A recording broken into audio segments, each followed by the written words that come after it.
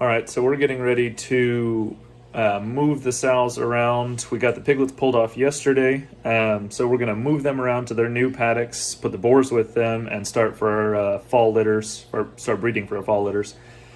This is a little later than we would like. Our spring litters were a little bit late, so then that puts our fall litters a little late, and we're going to slowly try to keep dialing it back till we get back into that line of where we like, which is born in March, wean in May, born in September, wean in October-ish. We're going to be middle to end of November, beginning of December for weans this year, and that's going to kind of frustrate me because I like to try to keep it all when it's warm-ish, you know, as warm as you can get while still having 2 litters a year here in the Midwest.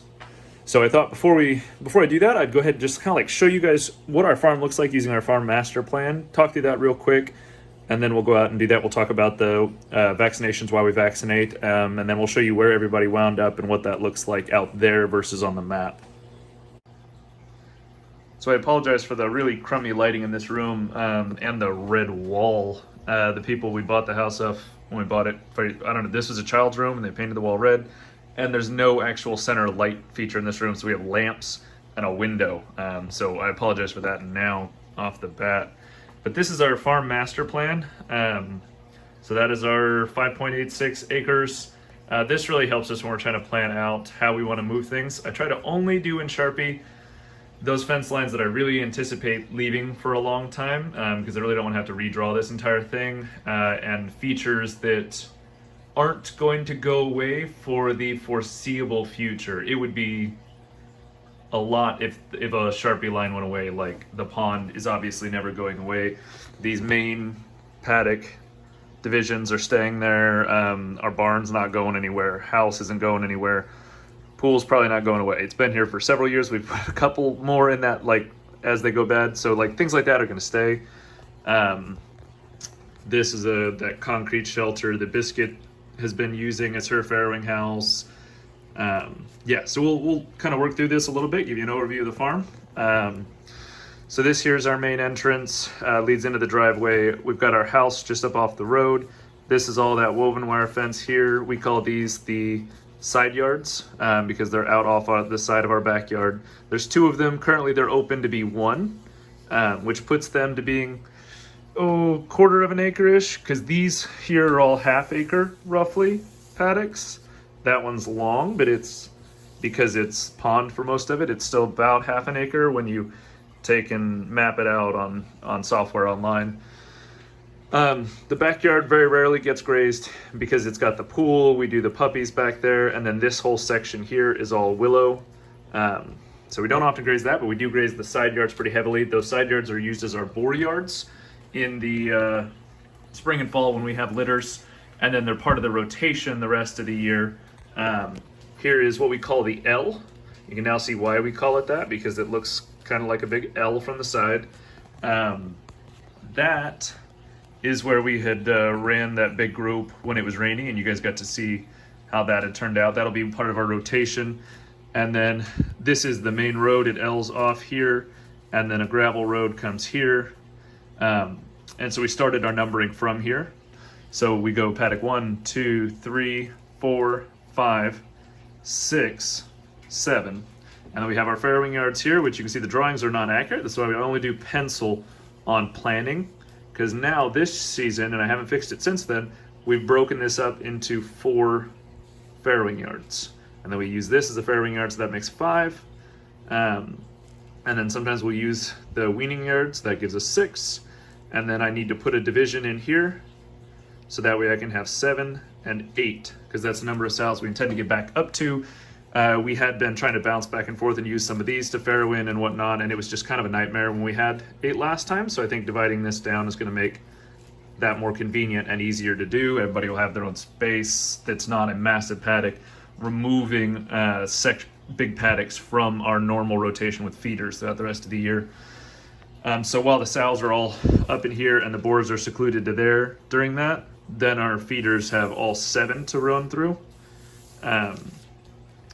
So now what we'll do, working our way forwards, is we like to, when we're doing the rotations, to try to make my life easier in planning, we just write on sticky notes who's what. So today, right now, the feeders are over here. They're gonna get moved here. So I'll just put that feeder note sticker there. I'm gonna take Toast, which is easier to write the boar's name than everybody's name. So Toast is gonna go where those guys are. It doesn't give it much of a rest, but they've only been there for a few days, so it's not that bad. And it's a much smaller group of animals, so it should still be good. And then they'll all still get moved again on Sunday, most likely, just to try to keep my life a little easier. Benedict's gonna go here with his group of ladies, and then the dogs will get here. So we've got a bit of a weird set of stuff that has to happen when we're rotating. So the dogs, it's easiest for my wife who manages the dogs if they're in either this paddock or this paddock. That makes it to where she's got direct access for the most part. She's only got to go through one pen here. So I like to try to leave them in one of those back and forth. Sometimes that doesn't work and they've got to go to one of the others. Or if it's just feeders out in the field and the breeders are in their farrowing yards and up there, then I'll actually just open a bunch of gates and then the dogs can have several acres versus just a half acre. Yeah, so they're always getting moved around, getting to explore new spots.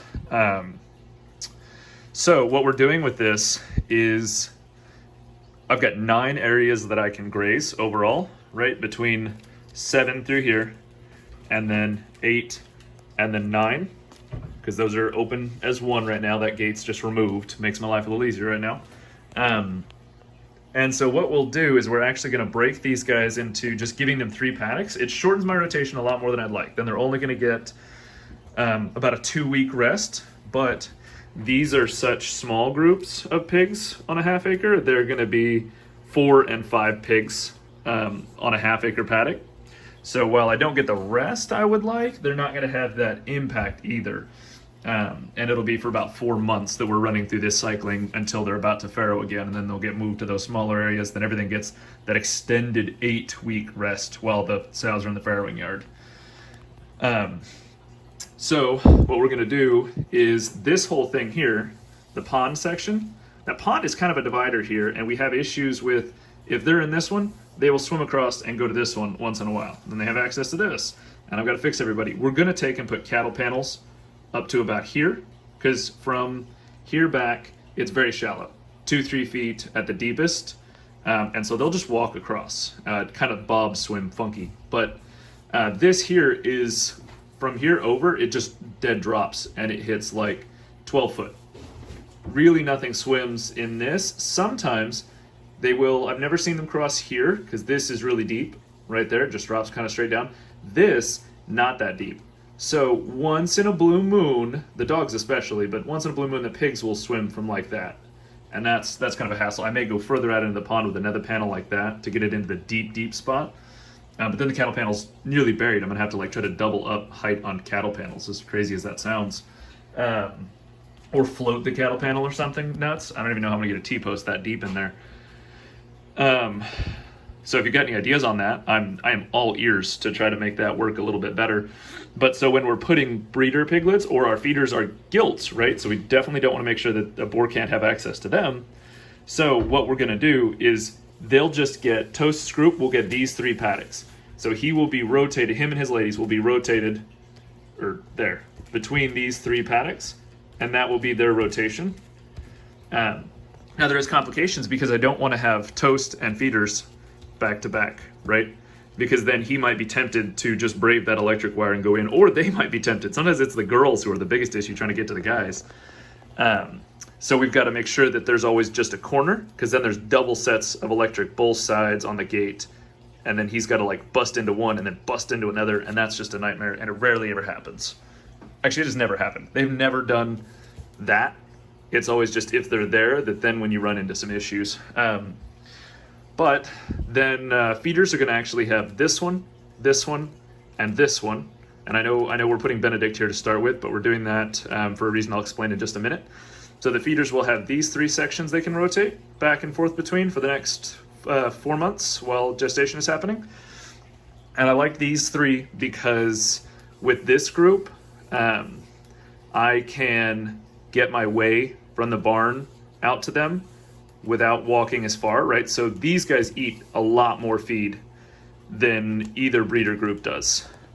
The feeders are getting 2 buckets of grain a day plus between 3 to 6 buckets of whey every day. So that's a long distance for me to walk. So they're going to get these ones. And then while Benedict is starting here with the ladies, he is actually going to have this paddock, and this set of paddocks. The reason we are going ahead and starting him here is because this one has had the longest break on grazing.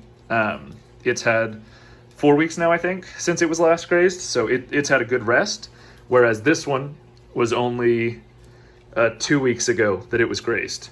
And this one was still hit, that one was hit pretty hard, and it's rebounding quite a bit. It's really looking great. I need to do an update video on that one, and you'll kind of probably see it as we're walking on the others, but it looks so much better than it did, but I would still love to give it a little bit more of a gap. This one has had the boys on it for 8 weeks.